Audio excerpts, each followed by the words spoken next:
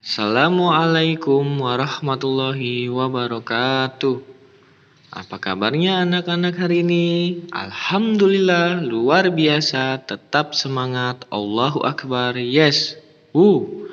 Nah, hari ini kita akan belajar PAI 2 di buku pelajaran akidah. Mari kita buka halaman 33, yaitu tentang beriman kepada kitab Allah. Ya, di sini ada satu ayat dari surat An-Nisa ayat 136 yang artinya, wahai orang-orang yang beriman, tetaplah beriman kepada Allah dan Rasul-Nya, yaitu Nabi Muhammad SAW, dan kepada kitab Al-Quran yang diturunkan kepada Rasul-Nya, serta kitab yang diturunkan sebelumnya. Barang siapa ingkar kepada Allah Subhanahu wa taala, malaikat-malaikatnya, kitab-kitabnya, rasul-rasulnya, dan hari kemudian, maka sungguh orang itu telah tersesat sangat jauh. Jadi kita harus beriman kepada Allah, Rasul, kitab, malaikat, dan hari kemudian, ya. Nah, selanjutnya beriman kepada kitab Allah. Al-Kutub adalah bentuk jama dari kitab dengan arti maktub yang tertulis. Maksudnya kitab-kitab yang diturunkan Allah Subhanahu wa taala kepada Rasulnya itu sebagai rahmat buat makhluk hidup, ya, sebagai rahmat, sebagai petunjuk agar mencapai kebahagiaan dunia dan akhirat, ya. Jadi kalau ingin di dunia bahagia, maka harus beriman kepada Al-Qur'an, ya.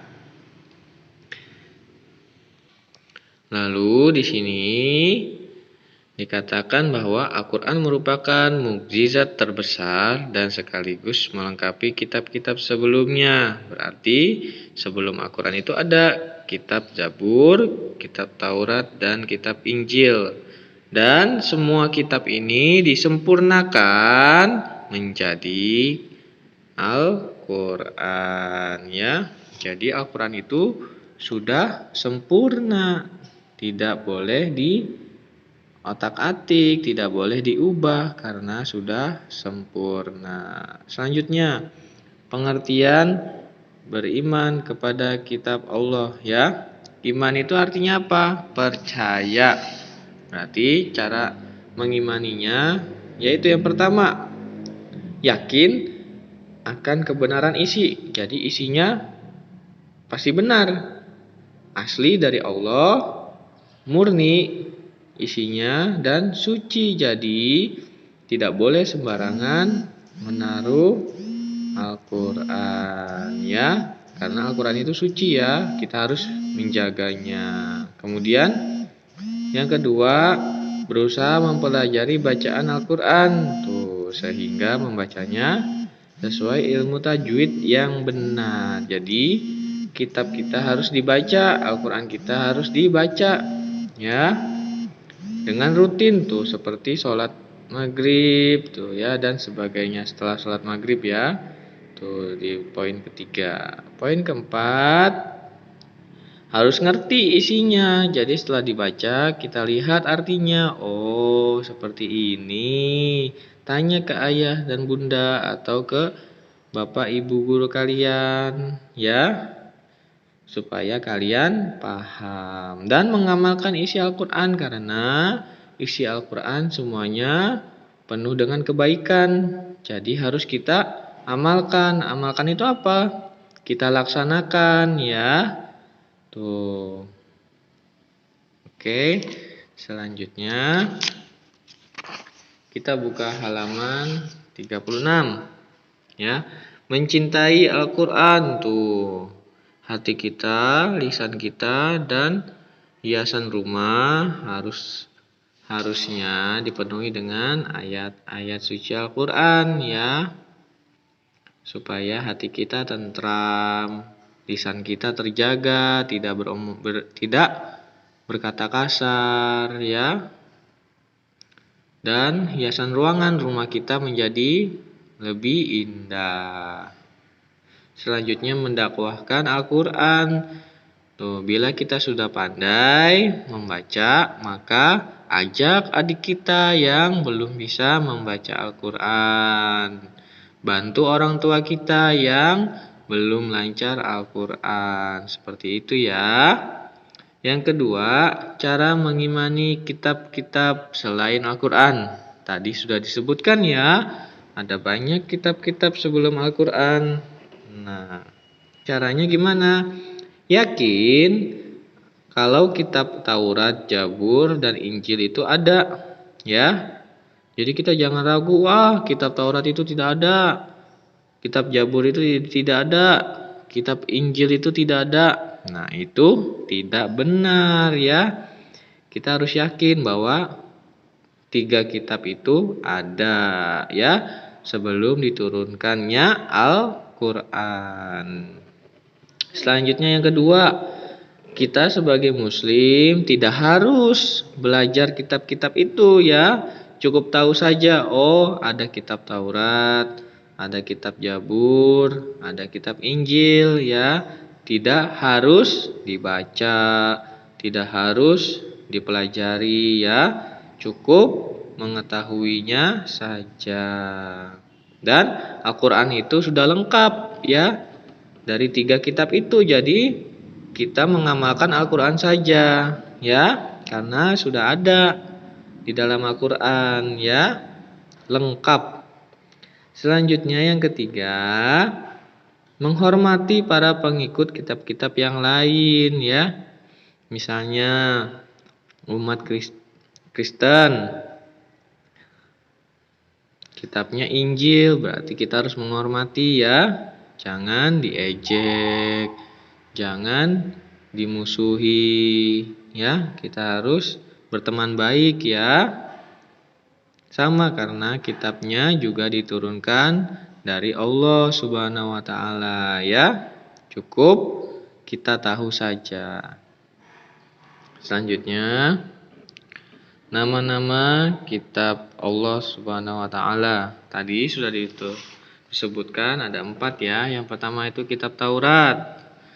Kitab Taurat itu diturunkan oleh Allah Subhanahu wa taala kepada Nabi Musa alaihissalam di Bukit Tur Sina. Isinya tentang hukum-hukum agama, berita gembira, dan peringatan, serta kabar bahwa kelak kemudian akan diutus Nabi terakhir, yaitu Nabi Muhammad SAW. Tuh sudah diberitahukan di dalam kitab Taurat ada Nabi terakhir, yaitu Nabi Muhammad. Yang selanjutnya kitab Zabur. Wah, diturunkan oleh Allah Subhanahu wa taala kepada Nabi Daud alaihissalam. Nah, kitab Zabur ini isinya itu berbagai macam doa, zikir, pujian, pengajaran, dan hikmahnya ya. Itu isinya kitab Zabur. Selanjutnya kitab Injil diturunkan oleh Allah Subhanahu wa taala kepada Nabi Isa alaihissalam binti Maryam ya. Kitab Injil berisi tentang hukum, tuh seruan dan ajakan kepada manusia untuk taat atau patuh kepada Allah Subhanahu wa taala ya. Jangan menyekutukannya. Nah, itu isinya kitab Injil ya. Yang terakhir adalah kitab kita. Kitab suci Al-Qur'an diturunkan Allah Subhanahu wa taala kepada Nabi Muhammad SAW di Mekah dan di Madinah ya. Isinya yang utama adalah tentang tauhid, syariah, sejarah, dan lain-lain ya. Dan lain-lainnya itu apa? Ya, ketiga kitab ini sudah ada isinya di dalam Al-Qur'an ya. Jadi lengkap ya. Sudah sempurna, tidak ada lagi kitab setelah Al-Qur'an, tidak ada lagi nabi setelah Nabi Muhammad SAW ya. Ingat ya, tidak ada lagi kitab selain Al-Qur'an, tidak ada lagi nabi selain Nabi Muhammad SAW yang terakhir ya. Nah, seperti itu. Yang terakhir ya, materi yang terakhir. Dua materi yang terakhir nih. Nah, Al-Quran itu mempunyai sebutan yang lain ya. Alkitab, tuh artinya kitab Allah. Sama, itu Al-Quran. Al-Furqan, artinya pembeda. Az-Zikir, tuh artinya peringatan. Al-Bayan, artinya penerang. Nah, ini semuanya sebutannya Al-Quran ini. Al-Huda artinya petunjuk. An-Nur artinya cahaya atau pelita. Asy-Syifa artinya obat. Nah, semua ini adalah nama lain dari Al-Quran ya. Sama saja. Nah, yang terakhir, para nabi yang menerima suhuf. Nah, kitab adalah wahyu Allah yang disampaikan kepada Rasul untuk diajarkan kepada manusia ya, sebagai petunjuk dan pedoman. Sedangkan suhuf adalah lembaran-lembaran wahyu Allah yang diturunkan para nabi yang berisinya pujian-pujian, zikir dan nasihat ya, dan tidak diwajibkan untuk disampaikan kepada manusia ya. Jadi ada juga nabi yang menerima suhuf ya, wahyu yang berisikan pujian ya. Nah, di situ banyak ya. Nih, perbedaannya dulu. Isi kitab lebih lengkap daripada suhuf ya. Ingat, Al-Quran lebih lengkap daripada suhuf. Kitab wajib disampaikan kepada manusia, sedangkan suhuf tidak ya. Disampaikan boleh, tidak juga tidak apa-apa. Kitab dibukukan, sedangkan suhuf tidak ya. Tidak kurang dari 198 kali nama kitab disebutkan oleh Al-Quran, sedangkan tidak kurang dari 6 kali disebutkan oleh Al-Quran ya. Suhuf itu tidak kurang dari 6 kali disebutkan oleh Al-Quran. Jadi yang utama itu adalah tetap Al-Quran. Nah, ini dia para nabi yang menerima suhuf ya, lembaran-lembaran wahyu ya. Tuh, Nabi Adam menerima 10 suhuf. Nabi Musa menerima 10 suhuf.